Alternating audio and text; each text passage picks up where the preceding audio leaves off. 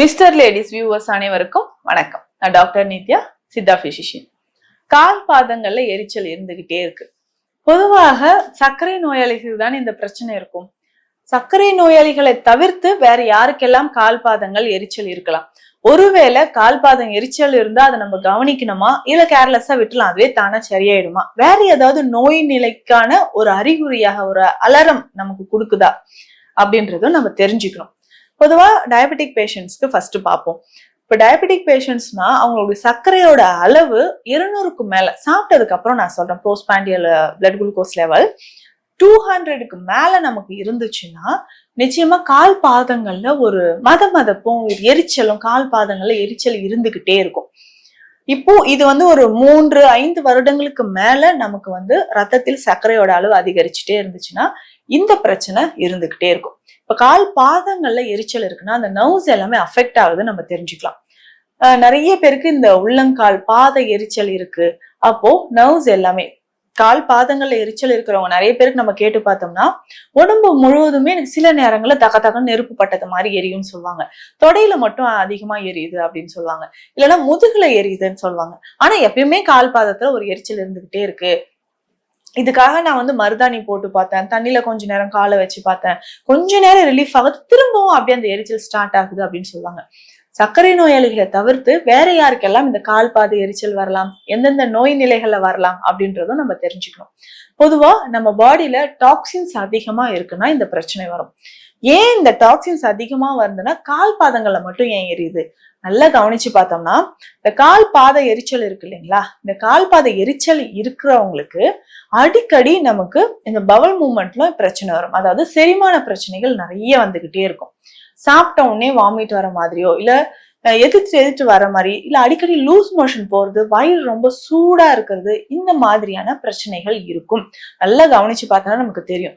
அப்போ கால் பாதம் எரிச்சல் இருக்குன்னா ஒருவேளை நமக்கு டைஜஷன் ப்ராப்ளம் ஏதாவது இருந்தா கால் பாத எரிச்சல் வரலாம். இல்ல தொடர்ந்து சைக்காட்ரிக் டேப்லெட்ஸ் நிறைய பேர் எடுப்பீங்க. தயவு செய்து இந்த தவறு பண்ணிட்டு இருந்தீங்கன்னா அதை அவாய்ட் பண்ணுங்க. இப்ப மனநலம் தொடர்பாக இருக்கக்கூடிய பிரச்சனைகளுக்கு நம்ம ஏதாவது மெடிசன் எடுக்கிறோம்னு வச்சுக்கோங்களேன், ஒரு குறிப்பிட்ட கால அளவு, 1 வாரமோ 10 நாளோ இல்ல 1 மாதத்துக்குள்ளேயோ அதை நம்ம டிராப் பண்றது ரொம்ப நல்லது. தொடர்ந்து வருட கணக்குல அதை சாப்பிட்டுக்கிட்டே இருக்கிறோம். இல்ல ஸ்லீப்பிங் பில்ஸ் நிறைய பேர் எடுக்கிறாங்க. தூக்கத்திற்காக மருந்துகள் எடுக்கும் போது அதனோட பக்க விளைவாக நமக்கு கால் பாதங்கள்ல எரிச்சல் நிச்சயமாக வரும். இப்போ கால் பாதங்கள்ல எரிச்சல் வருதுன்னா அடுத்து உடனடியாக நமக்கு சிறுநீரகங்கள்ல பாதிப்பு ஏற்பட நிறைய வாய்ப்புகள் இருக்கு. சிறுநீரக பாதிப்பு இருக்கும் பொழுதுதான் கால் பாதங்களில் எரிச்சல் அப்படின்றது ஏற்பட்டுக்கிட்டே இருக்கும். அதுக்கப்புறம் முக்கியமா நம்ம பாடியில விட்டமின்ஸ் குறைபாடு இருக்கும் பட்சத்துல இது வரும். முக்கியமா இந்த பி காம்ப்ளெக்ஸ் விட்டமின், இந்த விட்டமின் பி குறையும் பொழுது கால் பாதங்கள்ல எரிச்சல் அப்படின்றது ஏற்பட்டுக்கிட்டே இருக்கும். அப்போ நம்ம சாப்பிடக்கூடிய உணவுல விட்டமின் பி ரெகுலரா இருக்கா அப்படின்றதையும் நம்ம டெஸ்ட் பண்ணிக்கணும்.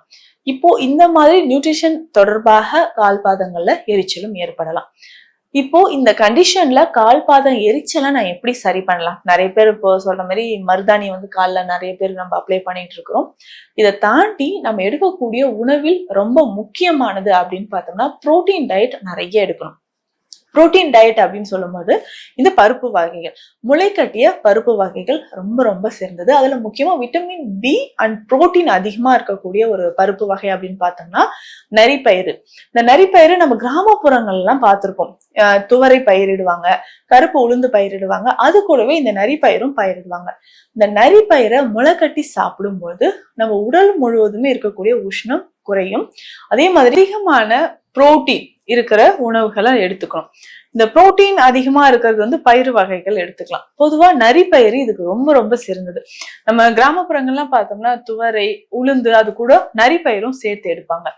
இது எல்லாமே விளைவிச்சுட்டு வரும்போது இந்த நரிப்பயிறு நிறைய பேருக்கு தெரியாம இருந்திருக்கும். இதை தொடர்ந்து நம்ம சாப்பிட்டோம்னா நம்ம உடலுக்கு தேவையான விட்டமின்ஸ் எல்லாமே இதுல நிச்சயமான சத்துக்கள் இதுல கிடைக்குதுன்னு சொல்லலாம்.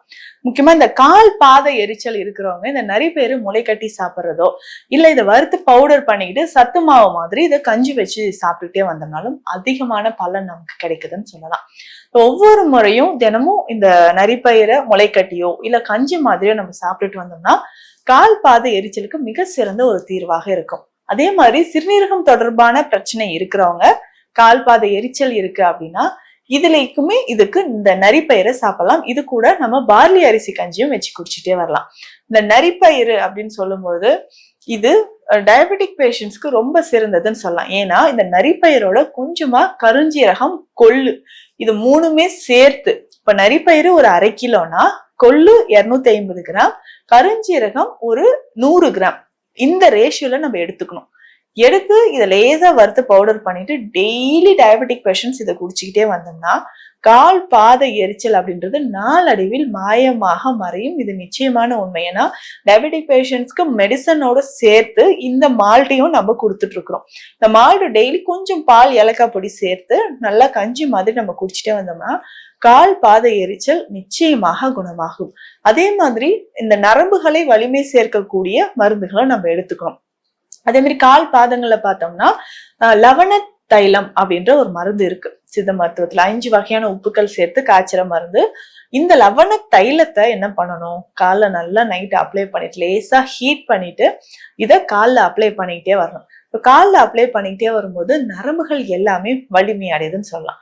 அப்போ இந்த கால்ல நல்லா அப்ளை பண்ணிட்டு ஒரு 1/2 மணி நேரம் கழித்து வெந்நீர் ஓட்டுறமோ இல்ல வெந்நீர்ல இருக்கக்கூடிய அந்த டப்ல நம்ம காலை வச்சுட்டே வந்தோம்னா கால் பாதங்கள்ல இருக்கக்கூடிய நரம்புகள் எல்லாமே வலிமை அடையுதுன்னு சொல்லலாம். அப்ப தொடர்ந்து இந்த மாதிரியான சிகிச்சைகள் எடுக்கும்போது கால் பாத எரிச்சல் குணமாகும். சுகர் பேஷண்ட்ஸ் தாண்டி, சர்க்கரை நோயாளிகளை தாண்டி வேற யாருக்கெல்லாம் கால் பாத எரிச்சல் வரும், கால் பாதங்களை எரிச்சல் இருந்தா நம்ம எந்த மாதிரியான சிகிச்சை முறைகள் சித்த மருத்துவத்தில் எடுக்கலாம்ன்றத இந்த பதிவுல பார்த்தோம். மீண்டும் அடுத்த பதிவில் சந்திக்கலாம். நன்றி.